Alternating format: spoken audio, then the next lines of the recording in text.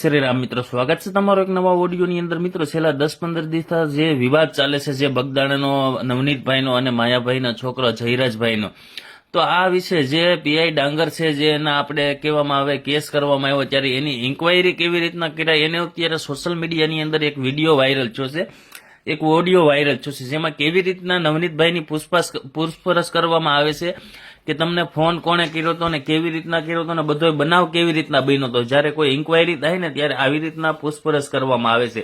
ત્યારે આખો ઓડિયો સાંભળો અને સાંભળ્યા પછી તમારું શું કેવું છે કમેન્ટમાં લખવાનું ભૂલતા નહીં.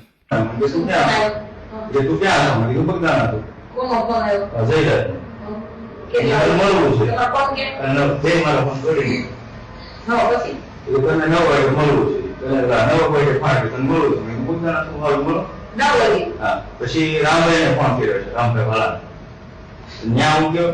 પછી માયા વાત કરી હતી ક્યાં મોકલાવી, માયા આ રીતની વાત કરી રામભાઈ. પછી હા મેં ઓલા છોકરા ઇમરાને દીધું, એવું કઈ કે છે નહીં. હા પછી બીજું કઈ નહીં. હું પોતાના છું, તમે આવો રામભાઈ ગમે રામભાઈ કીધું ભાઈ તમારે આવતી ગમે ત્યાં આવે.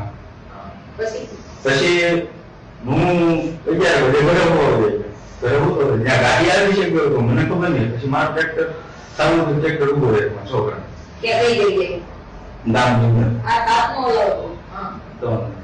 ગામની અંદર કે પપ્પા છે ને કે ટ્રેક્ટરની સારી ગાડી લીધી એમ કે તમારે પરમિટ લાવો.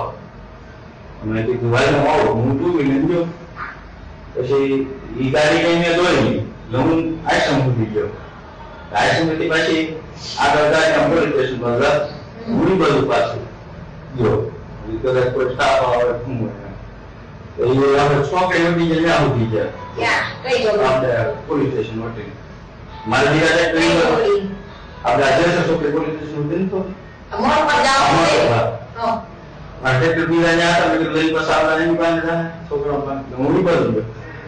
ગાડી ઉભી રાખી હું મારી આગળ જેન્ટ્સની ગાડી આડી કરી સીધી મારવા વાળી કરે.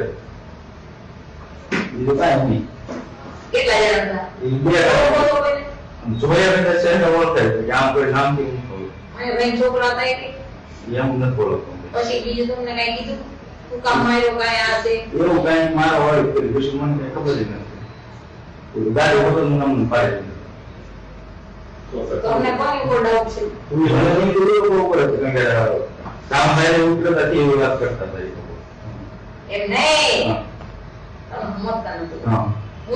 તમે આખો ઓડિયો સાંભળ્યો, જેમાં પીઆઈ ડાંગર અને નવનીતભાઈની બધી વાતચીત જે પૂછપરછ કરવામાં આવી. તો સોશિયલ મીડિયાની અંદર ત્યારે આ વિડીયો વાયરલ થયો છે અને જેમાં નવનીતભાઈ ઉપર જે હુમલો થયો એની બધી વાતની પૂછપરછ કરવામાં આવી છે. જ્યારે સોશિયલ મીડિયાની અંદર બધા લોકો પૂછપરછમાં એવું કે છે સરખી રીતે નથી કરીને, આમ નથી કરીને, તો આ ઓડિયોની અંદર તમને સાફ સંભળાય છે કે એક વાતનું બધું પૂછપરછ કરવામાં આવ્યો છે અને કોઈ પણ હોય કઈ સબૂત વિના કોઈને પોલીસવાળા પકડે નહીં.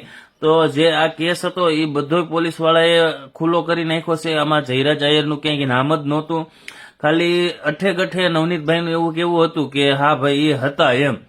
તો તમારું શું કેવું છે કમેન્ટમાં લખો, વિડીયો શેર કરો, ચેનલમાં નવા હોય તો સબસ્ક્રાઇબ ફોલો કરો.